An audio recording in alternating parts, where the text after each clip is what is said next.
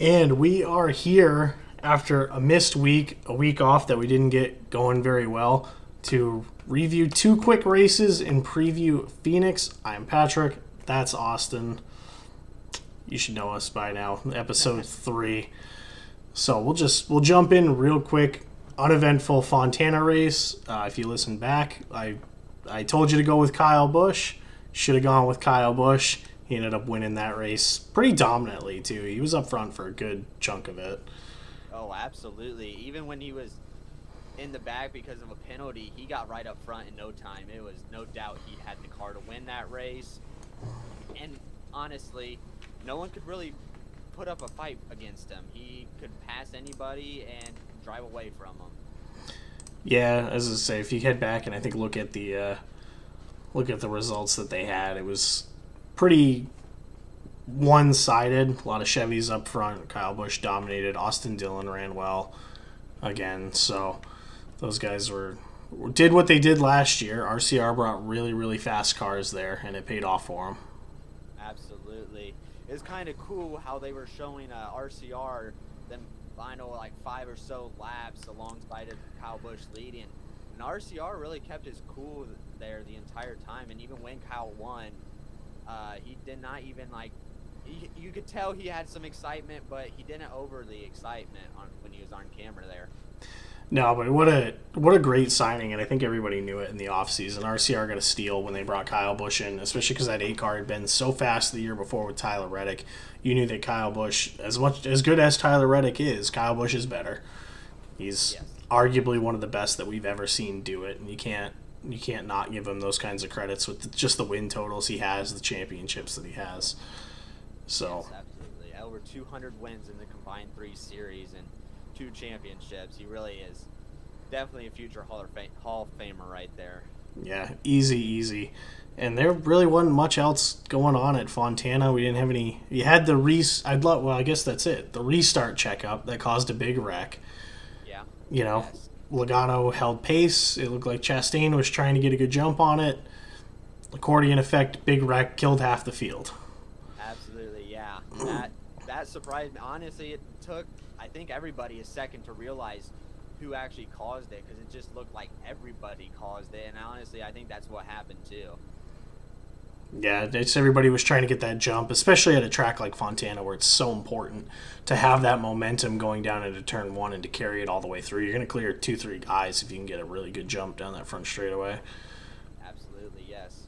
Another thing I found interesting with Fontana is the cars after the fact. They were all beaten up by all the sand. It's like they just came out of the broadcasters saying sandblasting, and it honestly looked like that. I can't tell you how many pictures I've seen beforehand and afterhand of the cars there. It looked like a typical New England post snow, or anywhere in the north post snowstorm. You got all the salt and dirt and crap that they put down all over the roads to get grip and melt the snow, and then it sits on the pavement, and when you go down it just sprays all over the cars, turns them white, brown, every different shade. So that was probably the dirtiest I've seen race cars. Oh yeah, even cars, like even wrecked cars, I haven't seen that dirty before sometimes. So yep. So all in all, I thought it was a pretty good Fontana race. I think we had a lot of green flag stuff. I think the actual broadcast was a little bit better in terms of their timing of things.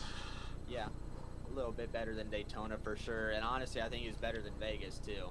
Yeah, which I have my own gripe about Vegas as we jump into Kyle Larson. Looked like he had it in hand at the end of Vegas, pulled away from everybody. You get that late yellow. The differing tire strategies. Martin Truex Jr. stayed out on old tires. I think all of the Hendrick guys, or most of that lead pack, came in and took 2. Yeah. Kyle Larson, I saw him behind William Byron, and he tried to pass him a couple times, just couldn't happen throughout the race. But once he had that clean air, man, did he drive away, and no one could catch him. If that caution didn't come out, obviously it was going to go to Kyle Larson, and he definitely deserved it that race. He gave it his all. If he actually would have, that caution didn't come out. Yeah, but unfortunately for him, William Byron he beat him off pit road. And Yeah. the commentators made a note on it. It just looked sluggish, Kyle Larson's pit stop. It didn't look like the tire changers or anybody were kind of hurrying to take him off, to put him on, and those couple tenths a second cost him the lead and ultimately the race. Yeah, it did. Unlike how last year he won the champion, 2 years ago he won the championship because at this time he lost a race of it. But if it was up to probably any driver on that field, they'd rather lose a race than and win a championship than vice versa. So Oh yeah, it's a just being 3 weeks in where it's a long season. absolutely. So, but good for William Byron, third different winner in 3 weeks. So we're already seeing that trend start gaining some ground, and I'm willing to go out on a limb and say you're going to see a fourth different winner at Phoenix. You're not going to get a repeat, I don't Oh yeah, think. I can see that happening. I think I don't know if we're gonna jump into it now, but I'm just gonna throw it out there. Kyle Larson. You think Kyle Larson gets it done at Phoenix? I think he does. He was close last year and the year last year both races. He was close, and I think really getting beat this last Sunday. I think he can get it done this Sunday with that motivation. Yeah, it would be hard to bet against. I think just for sentimental reasons, I gotta pick Kevin Harvick. He's a hard guy to bet against at Phoenix. Yeah. I know he hasn't run there well lately, but you saw was Chase Briscoe win last year's spring Phoenix race. A whole new package though. We got a whole new aero package and short track package coming to Phoenix. So Yeah, who knows what can happen? Maybe they'll both wreck out, and there'll be some other guy who we don't see up front every weekend get the fourth win of the season. well, and it's as the Blaney fan in me wants to say that Ryan Blaney has a chance to get it done because you saw him dog Joey Logano the entire championship race at Phoenix, and we all know for a fact that he stayed behind him on purpose. If he wanted to pass him, he could have. Just Yeah, lights out at Phoenix at the end of the season. So I'd love to see him finally break through because it's like Bristol. He's had to have led 500 laps there at this point, but just can't put a whole thing together. But I'm going to go with, I think Kevin Harvick gets it done kind of because we don't know if he's going to be in that championship four or not. So it might be kind of his last realistic shot, as the king of Phoenix to go out with the crown. yeah, it might get it done. And like you're saying about Ryan Blaney, I'm looking at the stats right now. He led 109 laps, and Joey Logano led 187. So Ryan Blaney also has that good shot up there, also. Yeah, the Penske cars have brought some speed to Phoenix, specifically Logano and Blaney. I think Cindric is learning. Kind of a guy that we haven't seen a whole lot through the first 3 weeks of the season. He's been Yeah. kind of mid-pack. Yeah, I haven't noticed much of him. I don't think I've seen him really crash out really that much. So he's just under the radar a little bit, to be honest. I was expecting him to maybe perform a little bit well this year, but still a lot of the season left to go for him. Yeah, absolutely. And I couldn't even tell you who the rookies are this year. They're just so. Uh, It's Gregson and Ty Gibbs, yeah, which I think Ty did okay at Las Vegas. Again, kind of a mid-pack. Didn't see Gregson at all. I don't think yeah. so. But I, it's a early on. test. It, it's a testament to how tough this series is. I mean, you have got really, really good drivers that are struggling, that are mid-pack champions, championship caliber drivers, because it's just outside of it, I would say maybe the late '90s, probably the deepest we've seen a NASCAR field in terms of drivers that can win a championship. Oh yeah, easily. At least probably 10 if I had to just guess a number. I don't know actually how many, but probably at least 10. I mean, if we could go down the list, I mean, I think you could put a check mark next to William Byron, Kyle Larson, and Alex Bowman. Yeah. And Chase Elliott, which we'll talk a little bit about his accident here in a minute, because there's a lot of things that are going to have to get figured out between now and when he gets back. Yeah, I mean, definitely shocked me seeing the news of Chase Elliott not racing for Vegas. I was like, whoa, is this a real story? And then I looked into it. It's like, yeah, it is, and definitely unfortunate, and hate to hear it for Chase Elliott and his guys. But who knows? Maybe they'll pull another Kyle Busch and win the championship this year. Yeah, I think it's mostly going to be a question of how long is he going to be out for. I think they said the injury is very similar to when Tony had that drive shaft come loose in his dirt car, and kind of like he broke that main bone in the upper portion of his leg. And I mean, I think they're talking about around, it could be 15 weeks. Oh, wow. Which, I mean, if that's the case, if he's sidelined for 15 weeks, he's going to have what, maybe 10 races to get himself into the playoffs. Yeah. So top 30 in points with a win, which that's going to be a rough ask. I know getting into the top 30, I think, is going to be easy enough. There's only, 36 full-time drivers.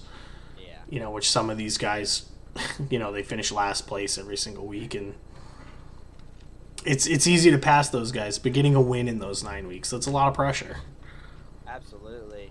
And let alone trying to make the playoffs. You'd probably have to get 2 wins, 2 or 3, just to make it there. Well, especially if the trend continues that we've seen last year, so far this year, and, to what you had said at the beginning of the season, these, the 3 guys that we've had win races are not these, like we see them win a race or 2 every year, but that we're going to come to Phoenix, you're probably going to get somebody else. We're going to go to Atlanta, and it's a complete wild card again. It's because we're still plate racing, so you never know. I would be hard-pressed to see Truex not win a race this year. Absolutely. Bubba Wallace shown a lot of speed early again this year. Yeah. So it's going to be a fun season, and they picked a great season for you and I to sit here and try and give people predictions on a field that could go about 20 deep with winners. Yeah, and that it's basically restrict or play guess every weekend with a little bit of knowing who is kind of good but still up in the air. Well, again, it's if we sat here and did this last year, I would not have picked Chase Briscoe to win at Phoenix. That really came out of nowhere. I think there was a couple late race cautions, and again, strategy worked out for him, and I think he had to drive all over Tyler Reddick maybe to get that win. And and then we go to Bristol Dirt, which is an entirely different playground for these guys. Oh yeah. Look for your Chase Briscoes, for your Christopher Bells, your Ricky Stenhouse Juniors to maybe come up there, win multiple races. So yes, absolutely. Bristol Dirt will be a fun one to watch. It's going to be all around a great season. Each weekend's going to be fun. Sometimes it's going to be a little boring, but there's always next week to look forward to, and it could be a toss-up. Yeah, I'm excited for the new package that they have for the short tracks coming up. It'll be hopefully it fixes kind of some of the problems we had last year with short tracks, where passing was really hard to do. Yeah. Yep. So, Yep.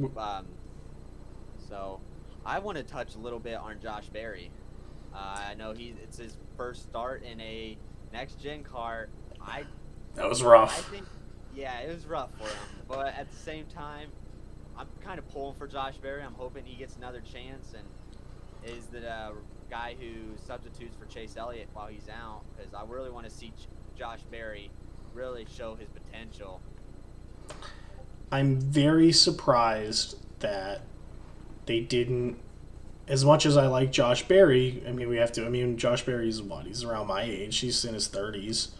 32, yeah. Yeah, so you wonder kind of if he's going to ever get that leap into a full-time Cup car versus, maybe an Austin Hill, who has shown a lot of speed. He won the Xfinity race in Las Vegas, where RCR might want to have him put up there and get what's most likely at least probably going to be 10 weeks worth of experience in the next gen car. Because I would say for Junior Motorsports, which has always been the feeder program for Hendrick, I don't think they really have that next guy.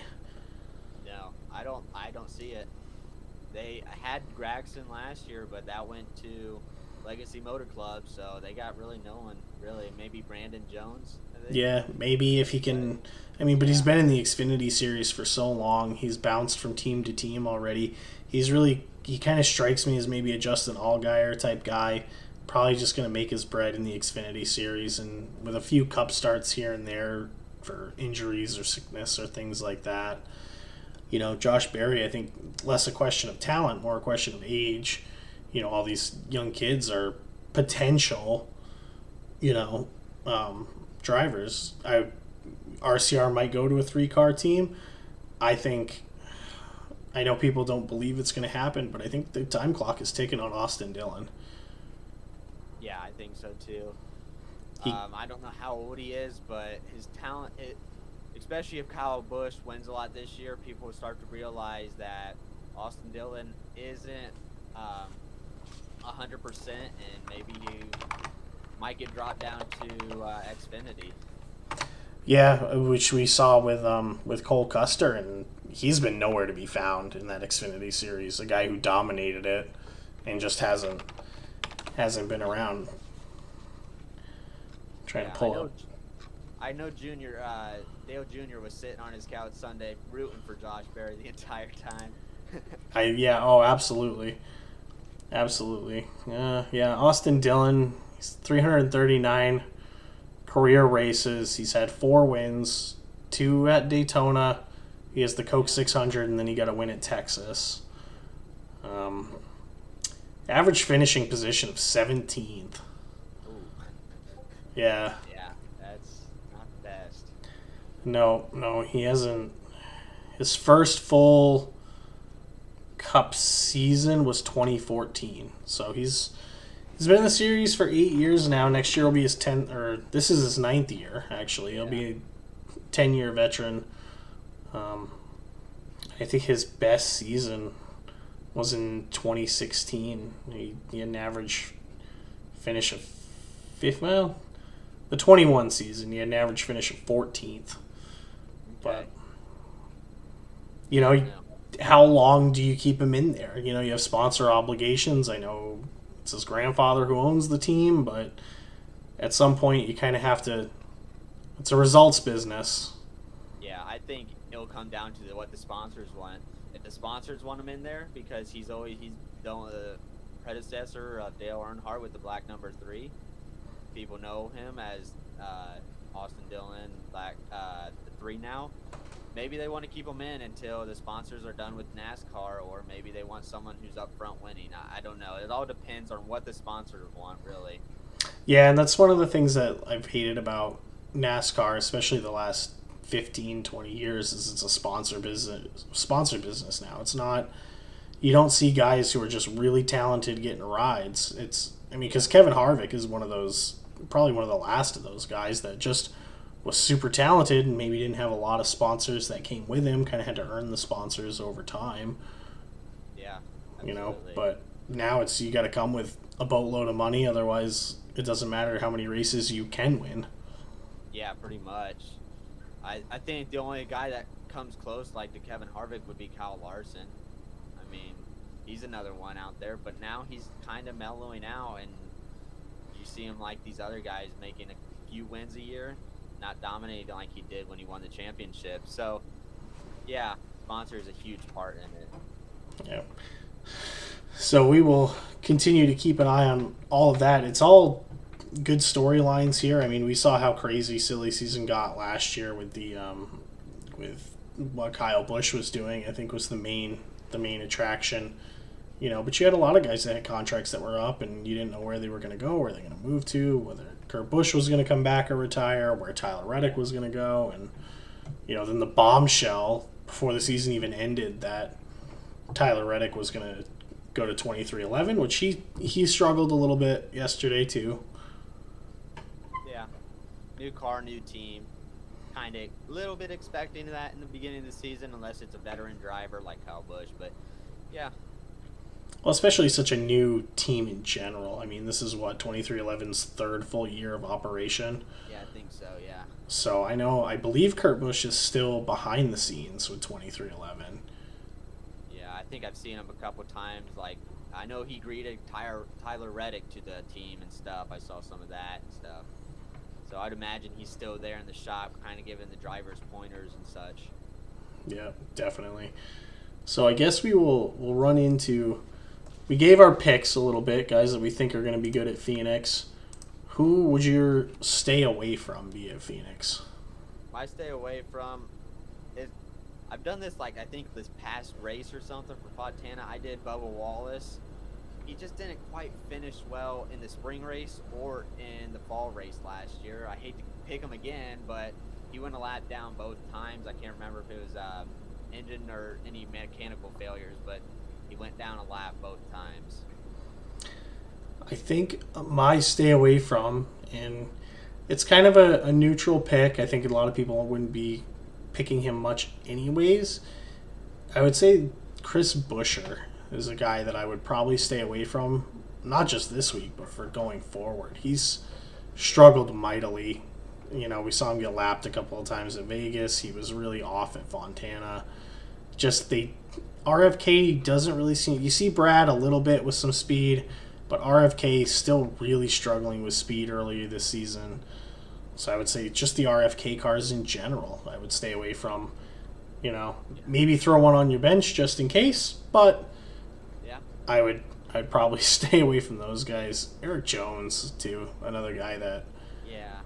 you saw flashes in the pan last year. He ran really good at Fontana last year. Nowhere to be found this year. So again, I don't know if it's these like upper echelon teams again are kind of figuring it out. And these kind of like your legacy motorsports and things of that nature, RFK, are starting to get left behind again. Yeah, I think so. Definitely, Legacy Motor Club and RFK, like you said, I haven't really noticed them up front, except for the occasional Keselowski here and there, just being Keselowski. But that's all I've really noticed from them. Yeah, him doing his thing. So now that we're 3 weeks into the season, we'll go over it a little bit just to kind of round out the show. I've got the point standings brought up. Okay. See if you've got. I'm shocked right now looking at the driver standings about. I would say, yeah, one guy in the top 5 in points. That's Daniel Suarez sitting in 4th. Yeah, that's shocking. I really haven't seen him up front that much. Yeah, he's just quietly. He has 1 top 5 and 3 top 10s. He's finished top 10 every race this season. Well, yeah, that'd do it. So wow. Yeah, That's impressive by Daniel. it is. It's very impressive. Kevin Harvick is sitting 3rd in the points. Yeah. Alex Bowman sits 2nd. And Ross Chastain leading the points. Now that is the hilarious part, is you have to go all the way down to 8th before you find a winner. Yeah. Kyle Busch sits 8th right now in the point standings. Only 1 top 5, 1 top 10. And he's got a DNF, which I think was Daytona. Yeah. Yeah. So it's obviously early. Things can turn around pretty quick. Yeah, you got your Austin Dillon sitting 26th behind Harrison Burton, of all people. Oh wow. Chase Elliott 24th in the points, even with missing a race. So Let's take a look at our rookies here. Noah Gragson in 30th, and where's Ty Gibbs? 20th. yeah, So Noah Gragson has some catching up to do if he wants to be Rookie of the Year. yeah, I think such a disadvantage for him because while it is technically not a new team with Legacy Motorsport, I mean Richard Petty Racing has been a dumpster fire for a long time. There's no speed, back marker cars. I mean, the best it ever ran, I think, was when Eric Almirola was in the car, and that was still, you know, you'd only see it at plate tracks, really. Yeah. So yeah, a lot of things to do. Ryan Blaney sitting in 15th, again having a tough start to the season. You know, William Byron, your most recent winner, is only 13th. Yeah. Definitely is interesting looking at these points. I haven't looked at it at all this season, and to see the first winner in 8th and then the other 2 winners down in 12th and 13th really has surprised me. Yeah, it's obviously early, so that can get. I think that'll probably fix itself, but and then manufacturer point standings for all you Chevy guys. Congratulations, you've won all 3 races. You got a 22-point gap on both Ford and Toyota. Heck yeah. So for all the Chevy fans that watch the show, enjoy that little victory lap.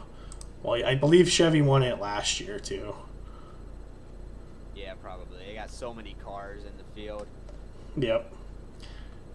So Probably some most. But I think that's really gonna be about it. Unfortunately, two really not action-packed races. Pretty calm, pretty tame for the most part.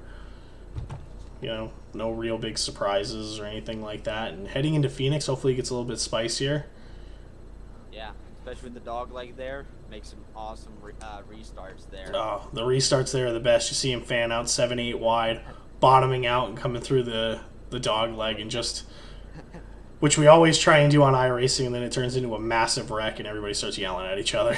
Oh yeah. Like, why'd you take it why'd you take it even 4 wide sometimes? I think I heard that tonight. Uh-huh. Yeah, I agree with you there. So, but hey, we'll get out of here a little bit earlier than normal. It is what it is. Hopefully we get Phoenix. Hopefully gives us more to talk about.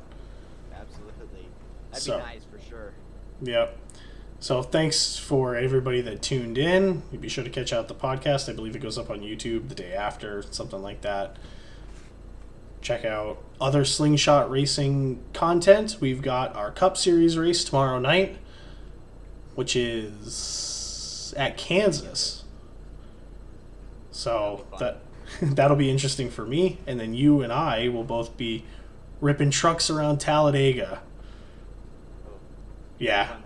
So we'll see how that goes. Fingers crossed. We've had some pretty good truck races the last 2 weeks. You were pretty fast at Iowa. I watched you blow past me on old tires at one point.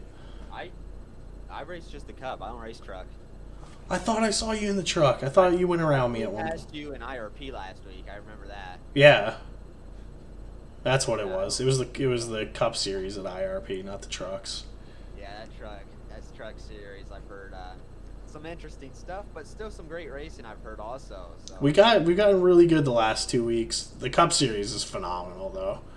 Yeah, completely green last week was awesome. It was not awesome because I was terrible at IRP. I was begging for a caution. Give me something to help me out here. Oh man, yeah. I think I just went with Johnny's pit strategies, and I think it ended somewhere in the top 10. Okay, it's top 10's a top 10. Absolutely. With all the shenanigans that happened kind of towards the end of that thing. I think a couple of guys got turned around near the end, but we didn't get a caution for it. So. Yeah. But yeah, be sure to check out all the other Slingshot stuff. I know Ellis and Chris do, the podcast every single week. It's up on Spotify if everybody wants to listen to that. Check out the broadcasts. These guys do an awesome job with all the stuff that they're involved in. So. Absolutely. So we are getting out of here. Everybody have a nice night. Enjoy the race this weekend, and we'll see you next Monday.